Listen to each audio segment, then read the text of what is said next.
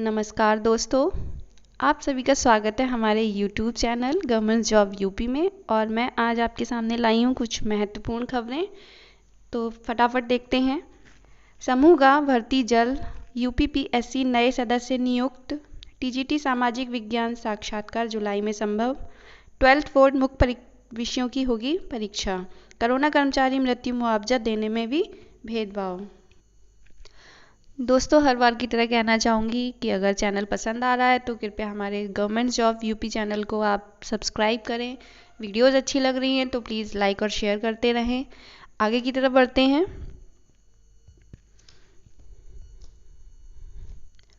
नगर निकायों में कर्मचारियों की कमी को दूर करने के लिए सरकार ने समूह गाग के रिक्त पदों पर जल्दी भर्ती की तैयारी की है।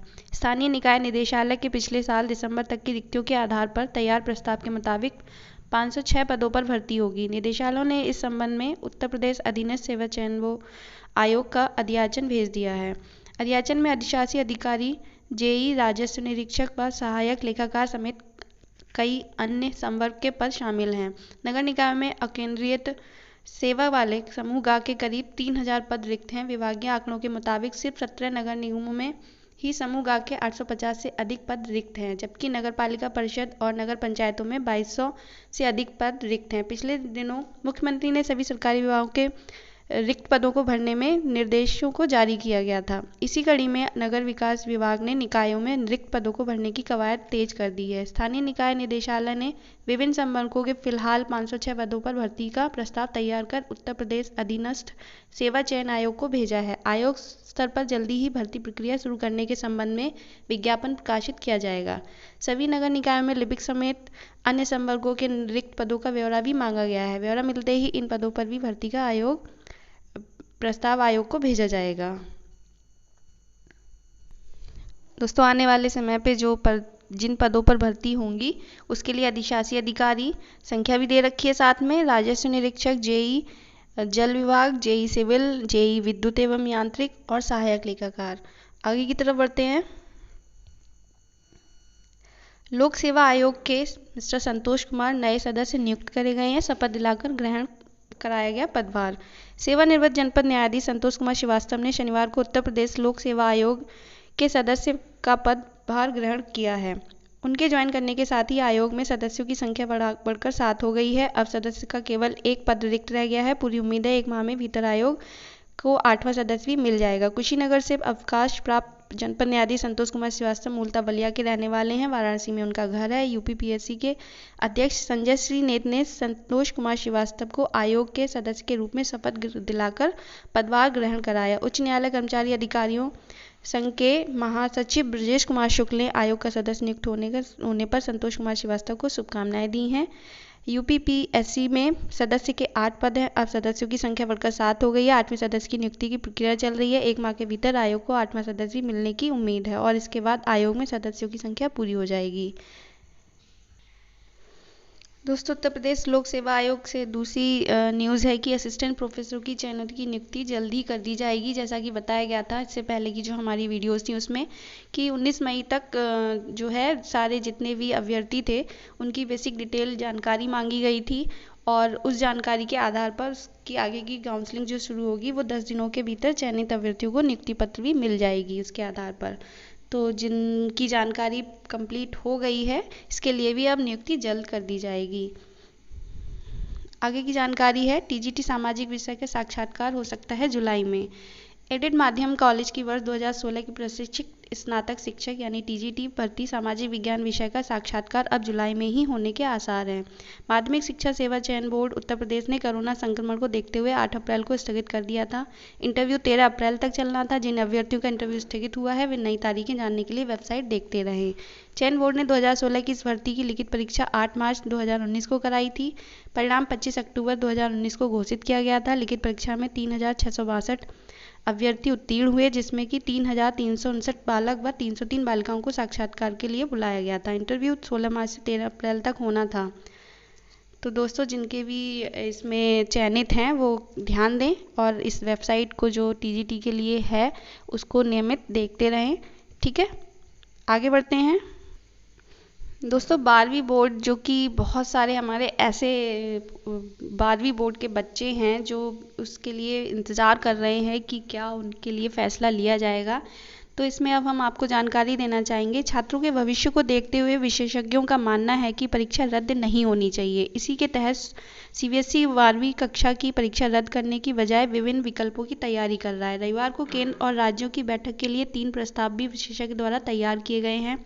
विशेषज्ञों का कहना है कि भारत में 12वीं बोर्ड परीक्षा के आधार पर ही उच्च शिक्षा और नौकरी में तवज्जो मिलती है। इसलिए पिछले साल की तर्ज पर 12वीं बोर्ड परीक्षा यानी मुख्य विषयों यानी कि मेजर सब्जेक्ट की परीक्षा होने पर विचार किया जाए, जबकि अन्य विषयों जो बचे हुए विषय हैं मूल्यांकन में मार्किंग के लिए कोई फॉर्मूला बनाने और जो छात्र कोविड-19 के कारण परीक्षा में शामिल नहीं हो पाएंगे उन्हें अलग से मौका दिया जाएगा। सूत्रों के मुताबिक बेशक कुछ राज्य और छात्रों समेत सामाजिक कार्यकर्ता सोशल मीडिया पर परीक्षा रद्द करने का अभियान चलाए हैं, लेकिन सीबीएसई का मानना है कि सभी छात्र परीक्षा रद्द नहीं करना चाहते हैं क्योंकि उनमें उनकी जीवन भर परेशानी झेलनी पड़ेगी। इसकी वजह से सीबीएसई और राज्यों के प्रदेश शिक्षा बोर्ड एक ही फॉर्मूला तय होगा ताकि किसी का फायदा और किसी का नुकसान ना हो।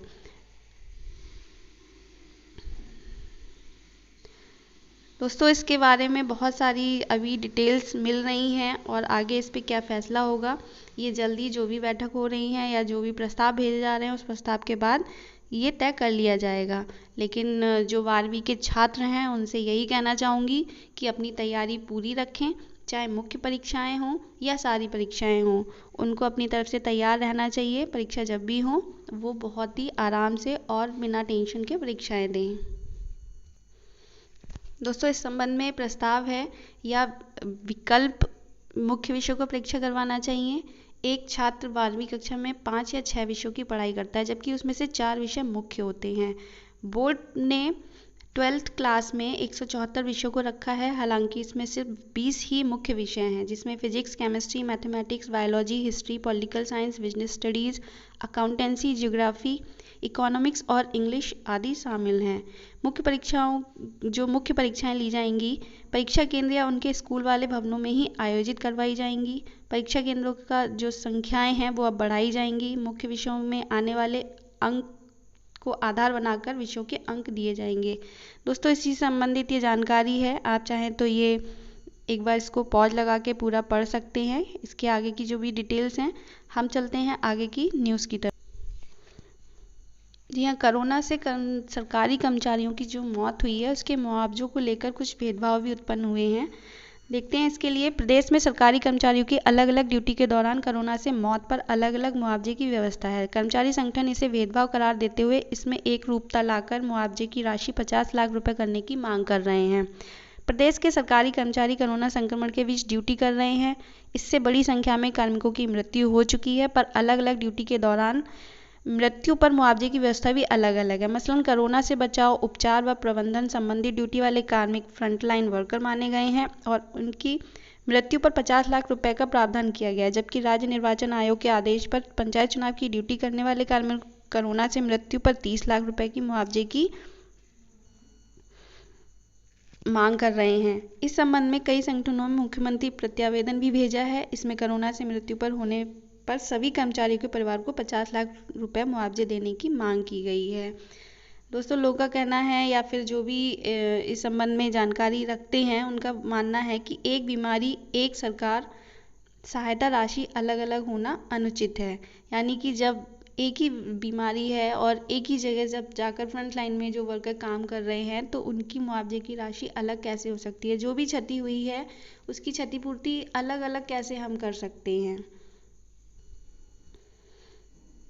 59,000 शिक्षक भर्ती में कुछ सोशल मीडिया पर अभियान छेड़ा गया है। इसमें संशोधन का अवसर देते हुए नियुक्ति पत्र जारी करने की मांग की है। इसमें बताया गया है कि अभ्यर्थियों ने बताया कि वे पिछले 7 महीने से संशोधन की मांग को लेकर आंदोलनरत हैं। उनके प्राप्तांक और पूर्णांक में आवेदन करते समय त्रुटि हो गई थी, इसलिए सभी के आवेदन पर रोक लगा दी गई थी।